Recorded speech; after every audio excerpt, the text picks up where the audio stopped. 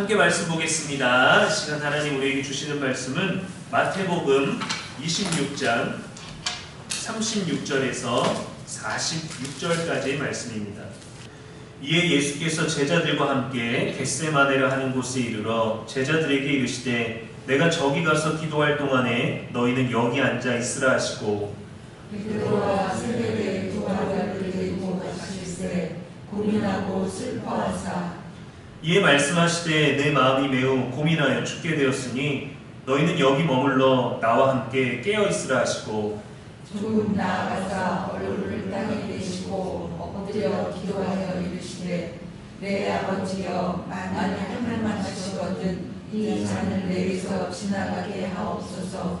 그러나 나의 원대로 마시고 아버지의 원대로 하옵소서 하시고 제자들에게 오사 그 자는 것을 보시고 베드로에게 말씀하시되 너희가 나와 함께 한 시간도 이렇게 깨어 있을 수 없더냐. 시험에 들지 않게 깨어 기도하라. 마음에는 원이는데 육신이 약하다 하시고 다시 두 번째로 나아가 기도하여 이르시되 내 아버지여 만일 내가 마시지 않고는 이 잔이 내게서 지나갈 수 없거든 아버지의 원대로 되기를 원하나이다 하시고 다시 오사 오시즉 그들이 자니 이는 그들의 눈이 피곤하는가라. 또 그들을 두시고 나아가 세 번째 같은 말씀으로 기도하신 후 이에 제자들에게 오사 이르시되 이제는 자고 쉬어라. 보라 때가 가까이 왔으니 인자가 자주의 생에 팔리느니라. 일어나라 함께 가자 보라 나를 파는 자가 가까이 왔느니라. 아멘. 살아계신 우리 하나님의 말씀입니다. 이 시간 주신 말씀 가지고 예수님의 고독이라는 제목으로 말씀 나누겠습니다. 오늘의 이 시대를 연결의 시대라고 합니다. 전화, 메시지, 영상통화, SNS, 유튜브를 통해서 언제든지 누구와도 연결될 수 있어요. 실제로 만나지 않아도 언제든지 누구와도 연결될 수는 있지만 실제로는 더 외롭고 고독한 사람들이 많은 시대를 우리가 살고 있습니다. 어느 조사에 따르면 사람들이 자주 쓰는 인사말 중에 하나가 잘 지내요? 괜찮아요? 라는 말인데 실제로 그 말을 하는 사람의 마음은 난 잘 못 지내요. 사실 난 괜찮지 않아요. 라는 마음으로 살아간다고요. SNS가 좋은 면도 있겠지만 부정적인 면이 고독에 영향을 많이 주는 것 같습니다. 서로 비교하는 걸로 인해서 상대적인 박탈감을 많이 느끼기도 하고요. 댓글로만 서로 관계를 주고받다가 보니까 감정적인 소통이 없어서 외로움을 느끼고 많은 시간을 남의 SNS 또 누군가 내 것을 봐주는 것을 원해서 서로 보고 또 보기도 하지만 더 공허하고 연결은 많은데 소속감이 약해지기 때문에 이 고독이 더욱더 깊어진다고 합니다. 그런 면에서 보면 교회는 정말 이 시대에 필요한 공동체인 것 같아요. 모든 시대에 우리는 예배 공동체, 식사 공동체, 기도 공동체, 나눔 공동체, 섬김 공동체, 일상 공동체이지 않습니까? 고독한 사람이 교회에 오는 건 우리가 얼마든지 괜찮게 환영할 수 있지만 교회 안에서는 절대 그 누구도 고독을 경험해서는 안 됩니다. 오히려 어떠한 고독이 있든지 그것이 치유될 수 있는 가능성을 발견하는 게 교회 공동체가 되어야 되죠. 체험이 있어야 됩니다. 따뜻함이 있어야 되고 손내밈이 있어야 되고 맞잡는 게 있어야 되고 일으켜줌이 있어야 교회 공동체를 할 수 있겠죠. 그리고 공동체 안에서 치유되지만 연결은 예수님과 되어야 정말 건강하게 모든 사람이 성장할 수 있습니다. 고독을 치유하시는 우리 예수님이신데 예수님도 고독하신 때가 있었어요. 가을바람에 트렌치 코트를 입고 가을 단풍 사이에서 있는 분위기 있는 고독이 아닙니다. 예수님에게는 마지막 밤이었어요. 마지막이라는 단어가 또 얼마나 무겁게 느껴집니까? 오늘 이 예배가 마지막 수요기도회입니다. 라고 하면 아무 서우신가요? 아무도 안 놀라시네요. 아싸 이제 자유다 하시나요? 예수님이 잡히시던 다음에 본문이 오늘 말씀이잖아요. 제자들과 함께 겟세마네 동산으로 가셨습니다. 기도하시려고 목적이 있으셨죠. 최후의 만찬을 나누신 후였는데 겟세마네 동산에서 기도하기 시작하신 시간이 아마 밤 9시쯤 됐을 거고, 이제 기도하시고 체포되었을 시점이 자정 무렵이었으니까 꽤 오랫동안 기도를 하셨습니다. 제자들에게 말씀하셨어요. 내 마음이 매우 고민하여 죽게 되었으니 나와 함께 깨어 있으라. 나는 하나님의 아들이니까 너희 없어도 돼가 아니라 고민하여 죽을 것 같으니까 이런 나와 좀 같이 깨어 있어주면 안 되겠냐고 초청하신 거죠. 조금 떨어지셔서 기도하셨습니다. 기도하시고 제자들에게 오셨는데 자고 있었어요. 나와 함께 1시간도 깨어 있을 수 없더냐. 안타까운 말씀 같지만 서운함도 느껴지지 않습니까? 두 번째로 나아가 기도하셨습니다. 다시 오셔서 보시니 제자들이 자고 있었고 그들의 눈이 누가 봐도 피곤해 보였어요. 그대로 또 두시고 세 번째로 나아가서 기도하셨습니다. 제자들에게 오셔서 이제는 자고 쉬라 하셨어요. 단념한 듯한 말투? 아휴, 안 되겠구나 너희는. 예수님은 함께 있어달라고 요청하셨습니다. 하나님의 아들이신 예수님도 사람과 함께하는 따뜻한 동행을 원하셨고, 홀로 기도하시기보다 함께 기도하는 게 더 힘이 있고 능력이 있다는 걸 아셨어요. 제자들이 함께 해주지 않는다고 기도를 멈추신 게 아니라 제자들은 잠들었지만 예수님은 계속 기도하셨습니다. 제자들이 가까이 있었습니다. 함께 있었지만 고독하셨고 외로우셨어요. 홀로 기도하셨습니다. 여러분에게도 함께 있지만 고독한 경험이 있지 않으십니까? 제 경험으로는 군 입대할 때였던 것 같아요. 훈련소 입소하는 그 자리에 1000명의 가족들과 입소자들이 빠글빠글하게 있는데 막 시끌벅적하고 막 여기저기 막 울음소리 들리고 막 놀리는 소리 들리는데도 고독해요. 엄청 고독해요. 허무하고 두렵기까지 합니다. 처음 경험하는, 뭐 전쟁 나서 가는 것도 아니고 그냥 국방의 의무를 할 시점이라 가는 건데도 막 나 혼자 막 최전방에 나가서 막 죽을 것 같은 마음으로 고독하게 걸어가요. 같이 입소하는 사람이 수백 명인데도 혼자 가는 것 같고, 가족들이 많이 오고 연인이 오고 친구들이 와서 잘 다녀오라고 응원도 해주지만 고독합니다. 부모님들은 슬퍼하기도 하시고 친구들은 잘 가라고 놀리기도 하고 연인들은 안으면서 아쉬워하기도 하죠. 아무리 많은 사람들이 같이 와줬어도 결국에는 혼자 가야 됩니다. 자기만 가야 된다는 걸 알죠. 누군가 대신 가줄 수 없고 같이 가줄 수 없다는 걸 알아요. 동반 입대라면 좀 위로와 안심이 될 수도 있겠죠.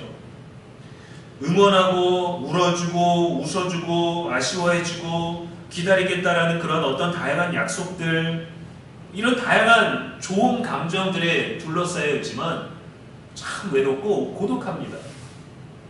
누가 대신 가줬으면 좋겠고, 아니면 누가 더 확실한 무언가로 안심시켜주면 좋겠고, 어떻게 해야 할지 모르는 그 복잡한 감정의 순간, 예수님의 고독과는 감히 비교할 수 없지만 그렇게 많은 사람들이 있는데도 고독을 느낄 수 있나?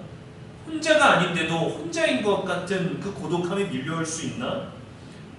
우리의 힘으로 감당할 수 없는 그 순간에 그러한 감정이 밀려오는 것 같아요.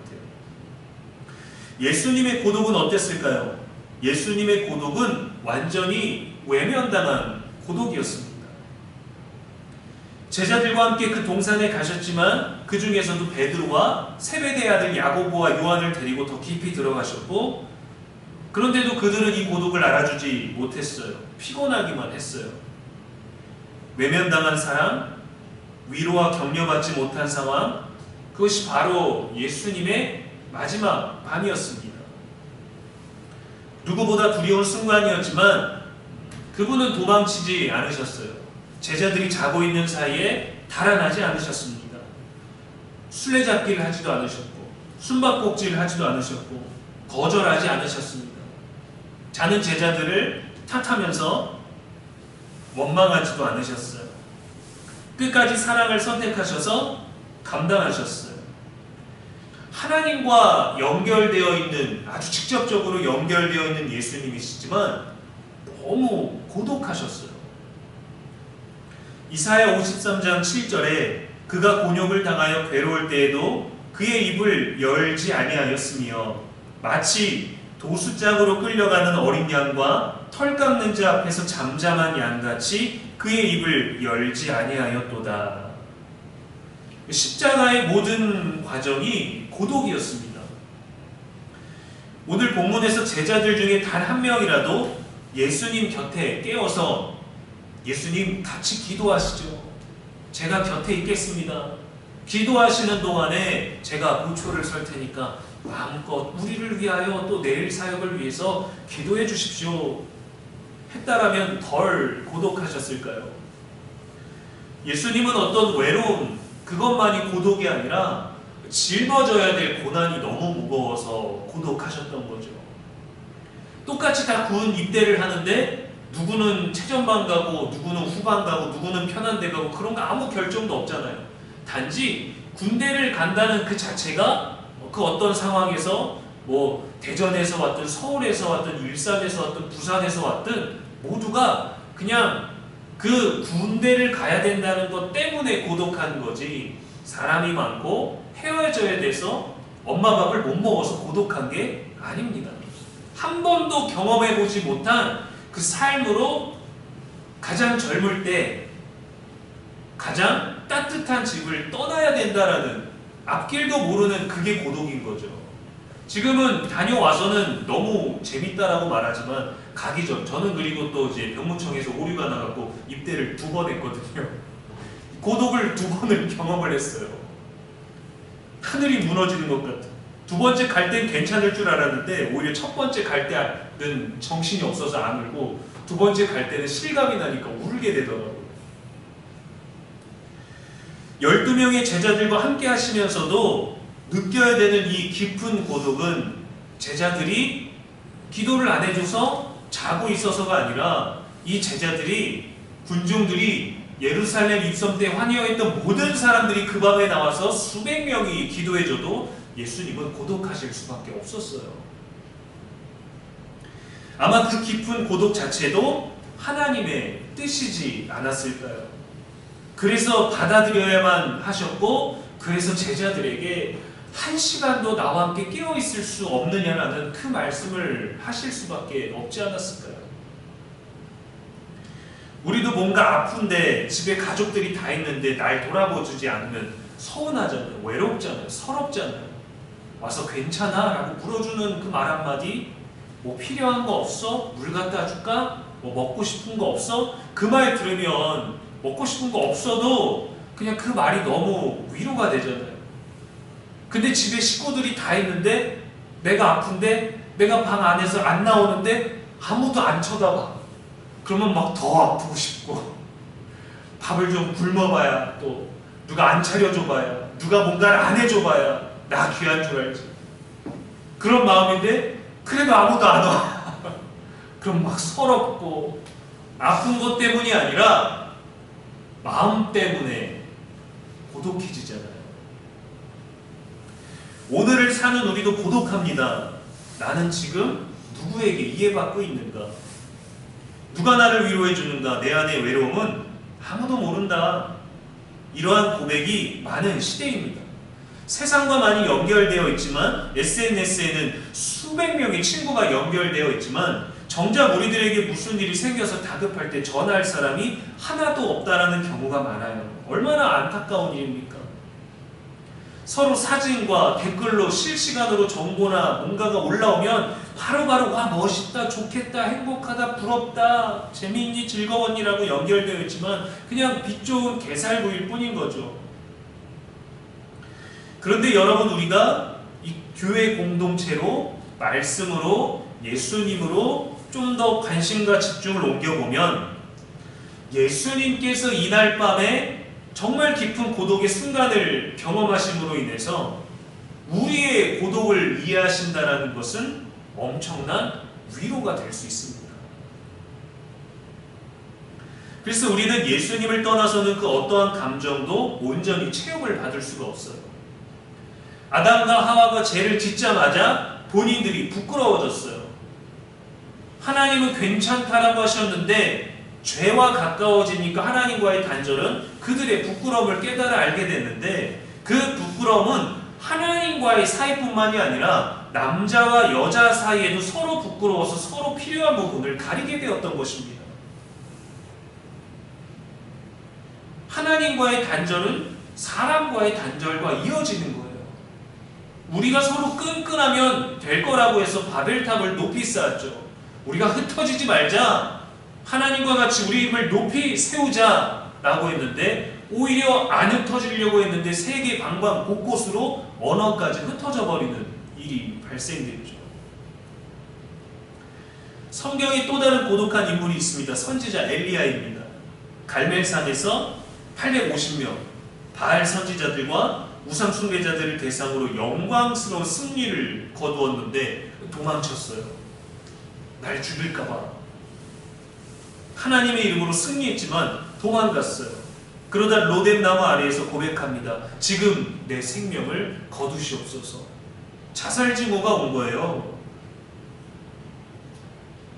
엄청나게 화려한 무대에 올랐다가 사람들의 엄청난 플래시와 조명과 관심과 언론의 모든 관심을 받아서 성공한 인생, 모든 사람들이 사랑하는 존재, 부러워하는 존재, 1순위 이렇게 올랐는데 무대 뒤에서 울고 있는 연예인들이 얼마나 많은지. 엘리야도 하나님의 사람으로 사역했지만 인간적으로는 너무 깊은 고독 속에 지금 잠겨버렸습니다. 아니 어떻게 아무리 그래도 하나님 앞에 나를 죽여달라고 서원을 할 수 있겠어요? 사랑하는 여러분, 이 고독은요 제거하는 게 아닙니다. 하나님의 임재 속에서 이겨내야 되는 거예요. 극복해야 되는 거예요. 조선시대 병자호란 때가 배경인 최종병기 활이라는 영화가 있습니다. 청나라가 이제 쳐들어와서 사람들을 다 잡아가는데 주인공의 여동생을 인질로 삼는 마지막 장면이 나와요. 청나라 장수가 자신의 여동생을 앞에다 화살바지로 놓고 날 한번 쏴봐라 라는 그 마지막 장면에서 바람의 방향이 활쏘기가 어려워지자 청나라 장수가 이렇게 말합니다. 바람마저 너를 도와주지 않는구나. 누가 봐도 화살을 쏠 수 없는 위치, 쏠 수 없는 각도, 화살을 쏜다 할지라도 여동생의 몸을 뚫어야만 자신을 공격할 수 있는 상황이었어요. 주인공이 이렇게 말합니다. 바람은 계산하는 것이 아니라 극복하는 것이다. 그리고 마지막 화살이 적군에게 명중합니다. 고난과 고독을 대하는 우리들에게 너무도 좋은 메시지가 아니겠습니까? 고난과 고독은 계산하는 게 아니라 극복하는 겁니다. 통과해야 되는 거예요. 나는 안 갈래가 아니라 통과해야 되는 거예요. 대한민국 남자들이 보통 일반적으로 굉장히 강해요. 다른 나라 사람들이 한국에 오면은 또 한국 사람들이 밖에 나가면 다들 놀랍니다. 왜냐면 다 국방의 의무를 의무적으로 해서 총기 부대 이런 거 사열하는 다양한 군대에 있던 제식들을 잊지 않고 있기 때문에 수류탄 파지, 권총 파지, 기관총 파지하는 법들을 알고 있는 걸 보면은 사람들이 너무도 놀래요. 우리한테 너무도 당연한 것들이지만 그것들을 통과했기 때문입니다. 너무도 많은 병역 비리와 사건 사고가 많으니까 안 갈 수 있다면 안 보내고 싶지만 그래도 거기를 다녀옴으로 말미암아 한국 남자의 어떤 인정받는 것들, 또 서로 존경해주고 존중해주는 것들, 그런 것들이 얼마나 귀한 것입니까? 엘리야는 어떻게 극복했나요? 지금 죽여주십시오 라고 말하는 그에게 하나님은 새로운 사명을 주셨어요. 일어나라, 가라. 주저앉지 말고 가라고. 먹을 것과 쉼을 주시고 일어나라고 새로운 사명을 주셨어요. 예수님은 어떻게 하셨습니까? 하나님 아버지께 기도하셨어요. 3번이나 기도하셨습니다. 제자들이 계속 자고 있는데도 고독하지만 무겁지만 외롭지만 기도하셨어요. 너무 힘이 듭니다. 지나가게 하옵소서. 그러나 나의 원대로 마시옵고 아버지의 원대로 하옵소서. 이게 참 무거운 기도예요. 예수님의 기도를 닮으라고 하지만 참 어려운 겁니다, 여러분. 하나님의 원대로 되기를 원합니다. 믿음으로 고백할 수 있지만 정말 하나님의 뜻이 뭔지를 모르기 때문에 우리는 그 뜻대로 하기가 참 어려워요. 뜻을 알면 순종할지 거절할지 고민할지를 알겠는데 하나님의 뜻을 모르니까 기도하면서도 이렇게 해주십시오, 이 기도는 잘 되는데, 하나님의 뜻이 뭔지를 모르지만 하나님의 뜻대로 하겠습니다 라는 기도보다 선한 길로 인도하실 줄 믿습니다 라고 기도하지 않습니까? 저는 그렇게 기도합니다. 하나님의 뜻대로 되게 해주십시오 이거보다 하나님 선한 길로 인도하실 줄 믿습니다. 그게 하나님의 뜻일 줄 믿습니다. 제가 원하는 거거든요. 그래서 저는 기도할 때 그렇게 고독하지 않아요. 왜냐하면 하나님의 뜻보다 제 뜻을 더 어리광 부리면서 기도하기 때문이죠. 예수님은 그렇게 기도하심으로 하나님의 임재, 하나님의 사명으로 극복하셨습니다. 통과하셨어요. 예수님은 외로움을 못 느끼시는 분이 아닙니다. 모르셨던 분이 아니에요. 그분도 죽을 만큼 괴롭다 하셨고 고민되는 순간 아십니다. 우리보다 훨씬 더 무거운 고독을 아셔요. 겟세마네 동산에서 마지막 밤에도 외면당하셨고 제자들에게 하늘로부터도 침묵을 마주하셨고 고독 속에서 기도하시며 끝내 사랑을 선택하셨습니다. 우리에게 찾아오는 고독, 저와 여러분에게도 극복하고 통과할 수 있게 해달라고 예수님처럼 기도해야 돼요. 나의 원대로 마옵시고 아버지의 원대로 하옵소서. 내가 꼭 가야 되는 길이면 가게 하십시오. 계산하지 않겠습니다. 극복하겠습니다. 기도는 고독을 없애는 게 아니라 고독을 감당할 힘을 얻는 거예요. 하나님을 의지하고 그분의 뜻을 따른다는 건 이런 겁니다. 우리의 삶은 하나님과의 관계에서 세워져야 진짜 건강합니다. 사람과의 관계가 좋은 것보다 하나님과의 관계가 우선이에요. 아담과 하와가 그들이 더욱더 건강할 수 있었다면 하나님과 끊어지지 않았을 거예요. 하나님과 끊어지는 그 순간 서로 끊어지는 걸 우리는 확인하지 않습니까? 오늘도 혼자라고 느끼는 누군가가 있겠죠. 또 어떤 날은 저와 여러분도 느끼겠죠. 그런 모두에게 주님은 말없이 곁에 계십니다. 홀로 고독하고 홀로 방 안에서 앓아 누운 것 같고 홀로 기도하는 것 같고 홀로 입수하는 것 같지만 말없이 주님은 우리의 발걸음에 늘 함께하고 계세요. 주님은 우리를 떠밀어서 야, 잘 통과하고 와가 아니라 같이 가주시는 분이라는 걸 기억하십시오. 우리의 고독에 동참하십니다. 저와 여러분에게 있을 강한 바람, 고난과 고독, 나만 아는 외로움, 더 깊은 고독의 순간에도 하나님의 뜻을 따르신 예수님처럼 사랑 그리고 말씀과 기도로 통과할 수 있기를 주님의 이름으로 간절히 축원합니다. 기도하겠습니다.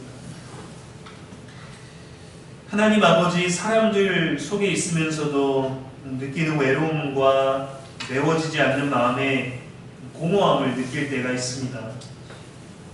그 누가 알아줄까? 누가 나를 위로해줄까? 누가 나를 이해해줄까? 사람들의 눈에 보이는 행동들을 기대하지만 가장 잘 아시는 분은 우리 주님이십니다. 주님이 나를 아십니다. 주님이 내 고독을 아시고 주님이 내 외로움을 아시고 주님이 우리의 서러움을 아시고 주님이 우리의 빈 공간을 아시고 주님이 우리의 후회와 상처를 아십니다. 주님이 모든 걸 다 아신다라는 걸 우리만 모르는 걸까요? 그래서 우리는 이토록 고독한 걸까요? 더 깊은 고독 속에서도 우리를 위한 사랑을 선택하셔서 구원을 이루신과 같이 우리의 고독과 고난을 극복하고 이겨내게 하여 주옵소서. 그리하여 더 고독한 누군가를 위로할 수 있는 우리가 되게 하시고 함께 통과할 수 있는 우리 교회 공동체가 되도록 용기를 허락하여 주옵소서. 또한 우리가 기도할 때에 고난과 고독이 없기를 기도하기보다 감당할 힘을 달라고 구하는 지혜를 주시기를 원합니다. 우리의 영원한 빛과 소망이 되시는 예수님의 이름으로 기도합니다. 아멘.